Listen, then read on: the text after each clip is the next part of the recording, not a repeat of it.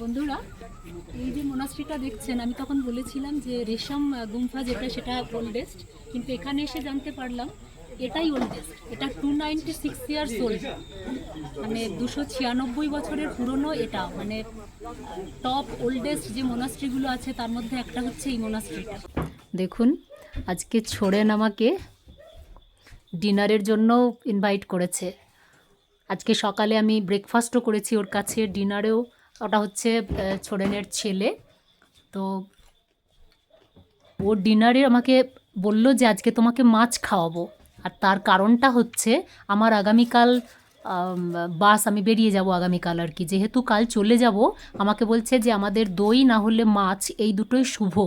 তো সেই জন্য তুমি যেহেতু কাল চলে যাবে, সেই জন্য তোমাকে মাছ আজকে খাওয়াবো। মানে আমার এত ভালো লাগছে যে, মানে কে নিজের লোকই কোনো সময় ভাবে না, কিন্তু ও তো আমাকে একেবারে চেনেই না।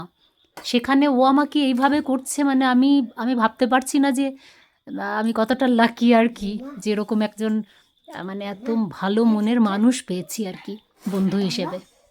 তিনজনে একসঙ্গে খাবো, আমরা তিনজনেই এখানে রয়েছি। আর এই দেখুন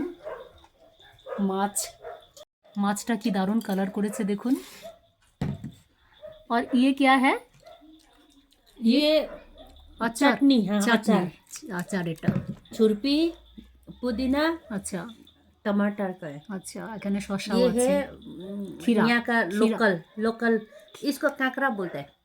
কাঁকড়া। हाँ, खीरा आप लोग तो खीरा है ना, हाँ हाँ। हम लोग यहाँ कांकरा बोलते हैं। अच्छा और ये लेमन है, लेमन हाँ। इधर का ऑर्गेनिक लेमन। अच्छा अच्छा। और ये छोटा बच्चा है, এটা ছোট একদম বাচ্চা একটা ছেলে, 5 ইয়ার্স ওল্ড না, 5 ইয়ার্স ওল্ড।